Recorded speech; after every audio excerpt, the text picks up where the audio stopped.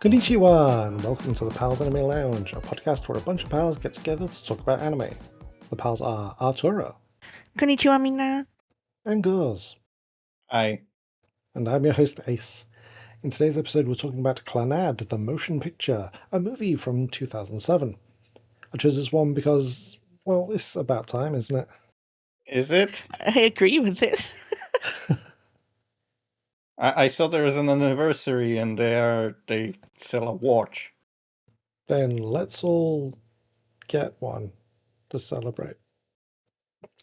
No? Okay. It's such a weird thing to release a watch based on this. Like It maybe a watch really ties into one of the branches of the visual novel. Yeah, Gorz, don't you know? Gosh. There's no time travel in this. They should have Oh, released... yeah? What about the true ending, Gorz? Yeah, fake fan. They should have released like a Dongo maker or whatever it's called. Dango. Dango, yes. I feel like this is going to be a long podcast with Gorz today. Or limited edition dangos that are only blood colored. All dangos are limited edition because of the expiry date. This was animated by Toei Animation, the studio behind our old favorite Dragon Ball Z plan to eradicate the Super Saiyans. Why do I have to hear this all the time? As well as the Dragon Quest Great Adventures of Dai movies, which we've covered as well. Clannad The Motion Picture currently has an AniList score of 67%. And it's all, I don't know if you have that, but the visual novel is by the same people who did Air, which we also did an anime of. Yes, Clannad is a visual novel from 2004 by Key, who also did Air. But despite their previous works being adult games that had to be censored, this was released as an all-ages title first. Oh my goodness. And then they added the porn later, right? It got a spin-off, which was a porn, yes. I'm serious. It's released on PC, then every PlayStation from 2 to 4, handhelds included, and then the Switch. Though mainly those just released in Japan. It has had a sequel, manga, drama CDs, a 2-season anime, and this movie which actually came out before the anime. My short synopsis is... Dango, dango, dango, dango. I love it. I think we should just leave that and call it a day. I wrote a separate one, which was Tomoya is a grouchy high school student until he meets a girl. Okay, I think you should have put it in the effort and learned the actual song. I should have, but it's too hot. And also the song from the show is much better than the movie one. Tara, what do you have? Follow the story of Tomoya as he narrates his high school years meeting the love of his life. And Goz? Tomoya and his boyfriend befriend a girl who can't climb the gentlest staircase in the world and become a dong family or something. Okay, a lot happens in this, according to my notes. It's very hot today. My mind has been wiped, so I might not remember everything that happened. Good thing I made notes. We open on Tomoya waking up and getting ready for school. He gets his allowance left by his father, which is on the table, and then meets his father immediately at the front door, who's arriving home from work. Tomoya ignores him. Okay, I thought that the father sounded like Ace, or at least very in his register. Tomoya, I think that you need some allowance. I mean, God, when English did we invite guy. Tomoya's father into the podcast? Are you drunk again? Usually. Are you gonna put me through the window? Usually. Spoilers! Tomoya arrives at school in a bout of depression, which from the narration is his normal. A girl starts talking to him about the cherry blossom and how its beauty will return over and over again, and this strikes something inside of Tomoya. And we get the titles. Dango, dango, dango, dango. Dango days and dango nights. Okay, never mind. He walks off, but she asks to walk with him because she can't bring herself to go any further on her own. He ignores her and starts walking, but she follows behind. We get a flashback of Tomoe being soaked by a passing car. It's night and raining, and he narrates, "That's when I first met her." In the present, she introduces herself as Nagisa, and is it Nagisa or Nagisa? I think it's Nagisa. But according to Japan, my limited knowledge of Japanese would vouch for Nagisa, but It would be Nagisa. I mean, because one of the characters in Girlfriend, they pronounce it differently, so that throws my pronunciation off. it's the same thing as Jonathan and Jonathan, obviously. Anime, not anime. In the present, she introduces herself as Nagisa, and he continues to act like a dick. In class, Tomoe is asked to wake a sleeping student, Sunohara, who then immediately attacks the teacher. Later, it's lunch, and I have no idea what to say about this whole scene, so I didn't. Oh, thank you. That's very informative. That section of the film was straight out of Unabridged series. Like the animation seemed like a little sped up for comical effect. Everyone rushes to the canteen to get sandwiches, which apparently are so good that they cause a riot every single day. Now we know they put drugs in the food. Tomoya sends that sounds Sunohara like a to great get some school. sandwiches for them, and he just gets beaten up several times. And now you know basically what happens. Tomoya, meanwhile, heads to the roof and meets Nagisa, who is already there. Nagisa gives me PTSD from the Anpan scene from Canvas motif of sepia, and Tomoya winds up giving her a whole bag of it since Sunohara couldn't get him a sandwich.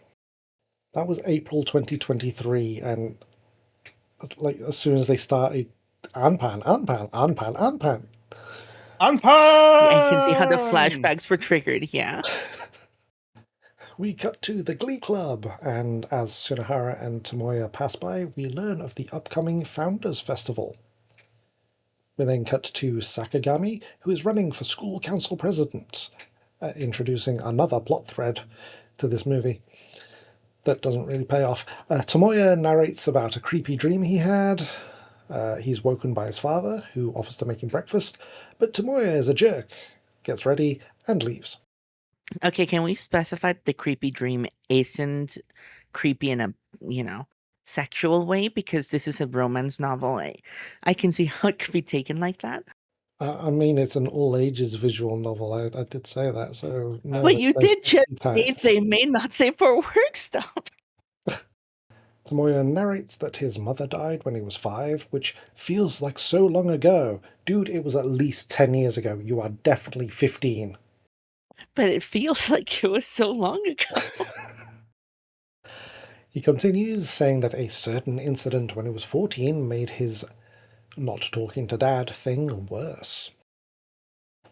We then get a flashback to the incident where Tomoya's dad arrives home drunk after a night out and brings him sushi, and winds up accidentally pushing him through a window, which injures his shoulder and does tendon damage, so he can't play basketball anymore and loses his scholarship to a high school.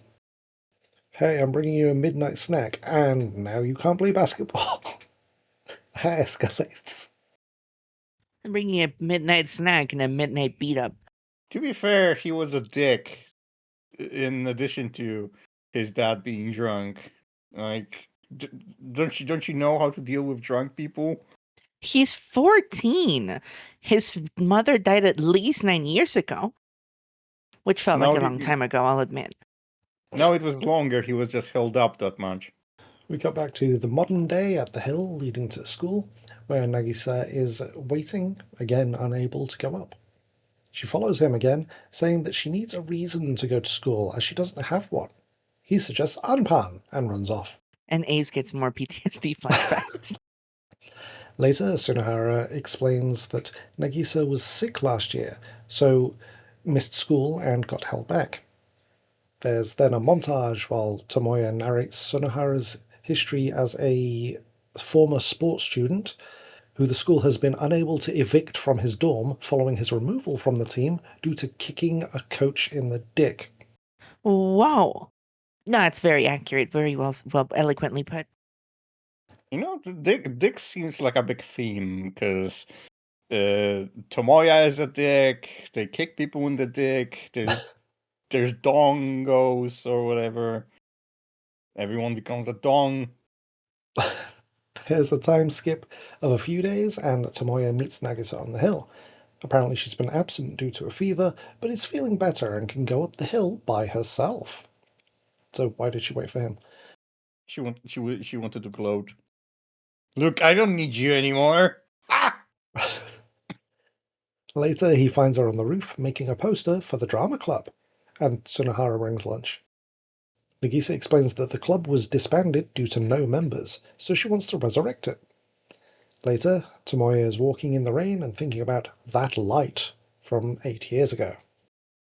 A van from Saito Electrical Construction Limited pulls up, and the driver, Yoshino, tells Tomoya to get in. We're missing some context because Yoshino suggests that Tomoya used to work for the company but is taking a leave of absence, and then he casually mentions Nagisa, and Tomoya leaps out the van and runs away. Yeah, Nagisa was definitely his abuser. Time passes and it's lunchtime at school, and people are gathered around one of Nagisa's posters, which has been defaced with a big invalid. What? What? They drew a person in a wheelchair on the poster? What? Invalid, not invalid. Oh! Sakigami explains that the drama club can't return as the deadline for new club members was last week. She tells Sunohara that the student council is probably looking to deface the other posters, so he races off to save them. He arrives in time to beat up the person doing the painting, and then he attacks a teacher who beats him up instead. Well, he didn't. He should have used his signature move and kicked her in the crotch. In the dick. Sunohara cleans himself up while talking about said teacher, Ibuki, because he's now totally into her. After school, Tomoya and Sunohara meet Nagisa on the roof, and they return all the posters that they could retrieve. She's unfazed by the incident, wanting to draw more, so Tomoya tells her to draw one more, and they'll make 200 copies to put up around school. This sends Sunohara into full Chaos Goblin mode. I love that descriptor, thank you. Sakigami appears from nowhere and summons Ibuki, who comes out carrying more posters. Ibuki, it turns out, was the club advisor before the club was disbanded. Nagisa explains to the former advisor that the club was disbanded while she was off sick, which Ibuki, again the club advisor, seemed to not know or not understand. He was busy practicing Aikido, throwing students. Oh yeah, I've been meaning to go to the drama club to check on them. What do you mean they disbanded last year? Maybe she was just confused. Maybe she was advisor to the martial arts club, and she thought it was drama. Ibuki tells Nagisa to gather some members despite missing the deadline, and she'll speak to the school and try to get them recognized. They put up a load of posters, but Tomoya tells us that the plan fails. So we time skip, don't know how long, to a diner where Tomoya and Sakigami are trying to lift Nagisa's spirits. Instead, she enlists them in the club, since they only needed 3 members anyway. The boys say they don't do clubs because they're jocks. Nagisa ignores this, especially since the Founders Festival play she wants to do is a one-woman play. At school in the club room, it turns out that she hasn't written it yet. So while she works on that, Ibuki tells the boys to tidy the club room up, and the meeting's over. Nagisa later invites the boys to her house for dinner, and for a club meeting after that, but Sunohara runs away, saying he has something to do, and when Tomoya confronts him, he says it's a part-time job. So this got really dramatic for no reason. Yeah, it felt so unwarranted to me. It just follows him across everywhere, pins him against the wall. It's like, I thought Sunohara's the one who had anger issues. Dude, I was just going to the toilet. He does because Tomoya didn't kick Sunohara in the dick. Oh, so that's the criterion we're using. Okay. Tomoya accompanies Nagisa to a family's bakery, which they live above. He's shocked to see her mother, who I assume looks young. Everyone in this anime looks young. It's hard to tell. Yeah, I don't know. I was questioning whether it's going to go into NTR area, and he fell in love with the mom or something. I don't know. His reaction.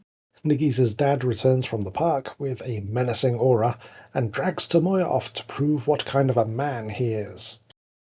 After repeatedly refusing to catch and throw back a baseball, Tomoya eventually kicks it back. Because of his shoulder injury, he can't raise his arm very far and throw a ball. I feel like this would have been a much better spot to announce that, but whatever. They return for dinner, and I'm hesitant to say that Nagisa's parents are weird because everyone's family is weird compared to everyone else's. Just in general, just in the whole world. Yeah. That's your personal experience? Yeah. Have you never met another family? Because you'll think, hey, these guys are weird because they do things differently to how you and your family do things. Oh, okay, yeah, I can see that.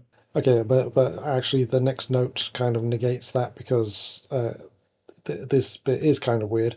Tomoya is basically forced to spend the night, made to sleep in the same room as Nagisa's dad. I mean, I understand that last bit, but making him spend the night, less so. Well, they knew that vampires are coming out at night, so Oh, it's a 30 Days of Night situation, is it? Is a comic / movie. Anyway, he can't sleep, so leaves the room and finds Nagisa sitting on the stairs. They go out onto the balcony to talk, and she explains that she can't think of how to word what she wants to write. Apparently it's a recurring dream, but she can't tell him about it yet. He mentions that he also has a recurring bad dream, but he doesn't want to tell her about it. Suspicious. But he does thank her for inviting him to dine with them. Time skips and Tomoya's bad dream gets a continuation. He started to see a ray of hope. On his way to school one day, Sunohara calls to him from up a telegraph pole. His job is with Yoshino of Saito Electrical Construction Limited. Wait a minute, am I having a deja vu? As he seems to keep on doing, later on, Sunohara is giving a biography of Yoshino, who used to be in a rock band. Like, if we want to know anything about any characters, Sunohara's there with all the information. Tomoya explains their roles in the drama club and how Nagisa is late with her script. But none of that matters as it's suddenly Founders Day. We get a montage of the usual festival stuff and then cut to the drama club room. Nagisa didn't finish her script, but she does still want to perform it. The play isn't until much later, so Nagisa disappears to the roof, where Tomoya finds her. He gives her a pep talk, and they eat with Sunohara. Nagisa tearfully explains that she wants to act to show her parents that their sacrifice of giving up on their dreams to take care of their sick child was worth it. Later, they head for the stage and meet Yoshino in the stairwell, but he's there for Ibuki. The play starts. It's called Desolate World. I'm not going to go through the entire play, but as it continues, Tomoya realizes that she's describing the same things from his dream. Yeah, she's totally his abuser. She's stalking him and spying Giving on his him dreams. nightmares. Oh, yeah, sure, that. The play ends and Tomoya embraces her, telling her that he loves her. This is where things get iffy, because there's a 2-year time skip, it seems, and Tomoya is walking in the rain again. He narrates that Nagisa got sick again, taking her out of school for almost a year, but when she graduated the following year, they moved in together. He reaches the apartment and meets Sakagami at his door. She's brought him bread from the bakery and starts cooking for him as everyone is concerned that he isn't eating. It might have been more than a 2-year time skip, as Sunahara arrives, having come from his job in Tokyo. In a few notes, we get confirmed how long it's been, but they sit down to eat and finally confirm that Nagisa passed away. Tomoya returns to narrating over a montage of his and her short life together. He got a full-time job with Saito Electrical Construction Limited. She worked part-time at a family restaurant. Back in the actual present, Sunahara and Sakigami leave, and Tomoya is unable to sleep, thinking back to a doctor explaining to him and Nagisa's parents that Nagisa having their baby will kill her. We cut to the four of them at a lighthouse, where Nagisa explains that she's named the baby and is sure everything will be fine. Everything was not fine. Yeah, you don't know though, because will be as implies future, and it's still coming. It might be fine eventually. No, everything was not fine. Time passes, I think, and Tomoya's dad comes to the apartment. He says it's been 5 years since Nagisa died, and by leaving the baby with her parents, Tomoya is being just like his own father. Dad leaves, but Tomoya's reaction shows that his words had the intended effect. We cut to a morning, and both Yoshino and Ibuki break into the apartment and kidnap Tomoya. They pick up Sunahara, Sakigami, and someone who I think was named one time, and get on a train. On the train, everyone is given their lunch, but still nobody has explained what's going on to Tomoya. Apparently they're going to a camp, whether he likes it or not. I'm pretty sure that's kidnapping in some jurisdictions. The train arrives, and they're supposed to meet someone, so Yoshino splits up the group to find them. But this was a ploy, as Tomoya was sent to the place where they know this person is. And as if you couldn't guess, it's Nagisa's parents and Tomoya's daughter.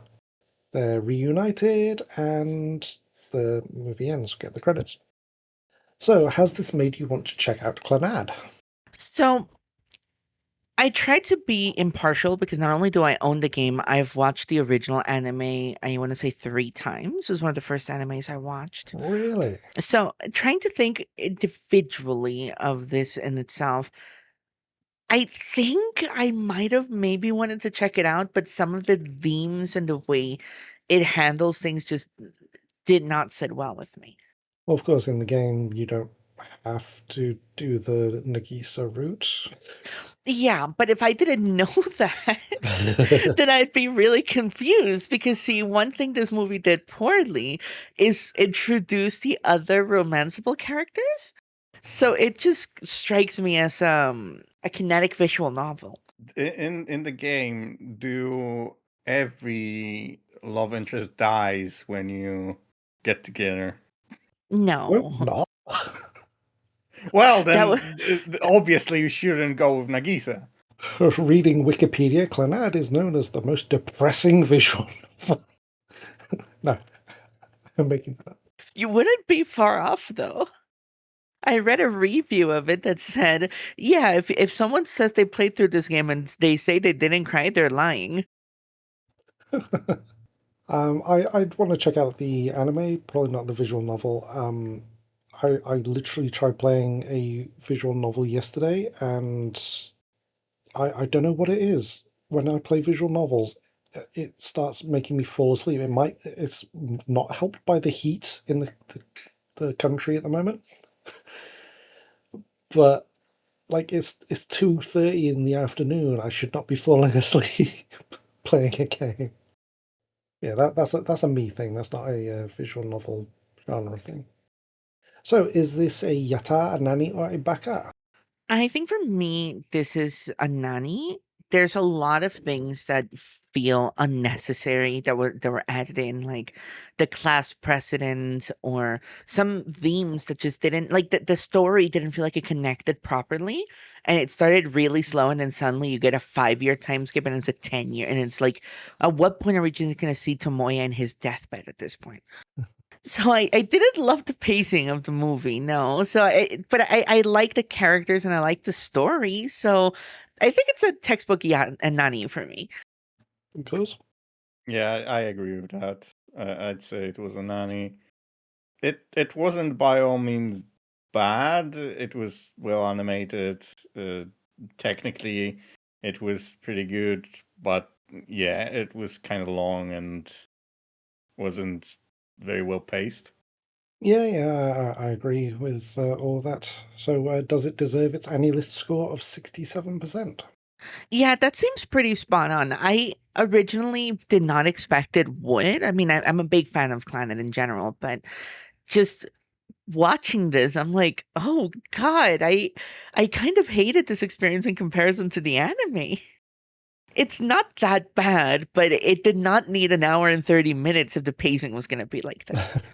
Do we ever in the anime do we ever learn if Tomoya fed his gremlin boyfriend after midnight? He probably. Him and his gremlin boyfriend make a lot of appearances throughout the anime. It's funny because I was trying to think how do I describe this behavior that he's showing, and then he jumps on a fence and it's like, oh, gremlin. He's a chaos goblin. Yeah, that was just spot on. It's like it's a tantrum. No, it's anger. No, goblin. It's the perfect middle ground between the two. I'm actually curious how the game handles her story, because there is a sequel, after story, I think. Hang on. I can enlighten you on that. So essentially from what I know, because I haven't played the game, but I do know a fair bit about it. Um this kind of narrative that happens after they get together, her death and them having a kid, it happens as the kind of quote unquote true ending of the game that occurs after you've completed every single route. So you're expected to do Nagisa's last. However, there's also a true ending on top of that that I'm not gonna spoil it for anyone who's interested, but kind of it changes the way things go. And the after story sequel is a glorified video that shows you essentially what happens after he gets in a romantic relationship with most of the characters, but if I'm not mistaken, it's not all of them. So it's just trying to give the same amount of glory that Nagisa's story has to some of the other more famous characters, because there's even a spin-off for Tomoyo that I believe it's just her, and kind of trying to give that same sort of attention. Yeah, that's the adult game that I mentioned earlier, the Tomoyo one. Really? Yeah, Oh, I didn't know that was adult one. yeah, an adult visual novel developed by Key in 2005. That about brings us to the end of this episode. Thank you for joining me, Artura and Gorzagorz. Thank you so much for having us. Thank you. And thank you for listening to the Pals Anime Lounge. But yeah, thank you for subscribing wherever you found this episode. You can find more from us on GameGrin.com, find us on social media, or listening to the Greencast podcast. Sora Dewa, game on.